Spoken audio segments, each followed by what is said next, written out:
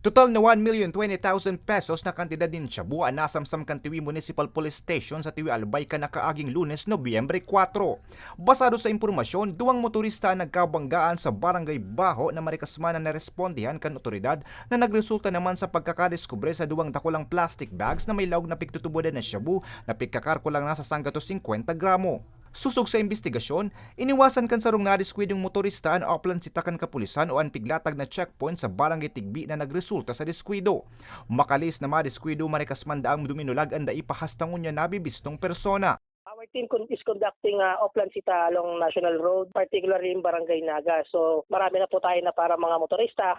So nakita na isang pulis po natin, yung isang motorcycle coming from Municipality of Malinaw na pumasok po dito sa amin. Masyado po mabilis ang takbo. So pinara po siya, dinisregard niya po yung ating pulis na pumara sa kanya. So immediately, tumawag po ako dun sa ating ibang pulis na nasa sentro ng Malinaw ay nasa sentro ng Tiwi, hoping to conduct a dragnet operation para ma-intercept po, possible natin ma-intercept yung motorcycle na yon.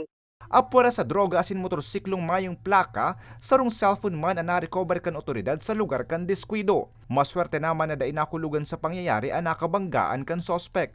May na-recover po kaming cellphone na pagmamayari po nung ibinigay po sa atin ng mga bystander doon na allegedly pagmamayari nung taong nakatakbo. So we are planning to apply for a search warrant po sa court. Kailangan po kasi ng court order para po mabuksan namin or makapag-extract po kami legally ng kung ano man po yung information na makukuha namin sa cellphone na yon.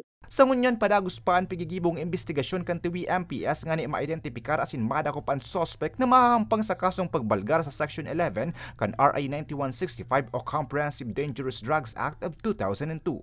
Para sa mga baretang tatak Bicol, Ariel Lubea.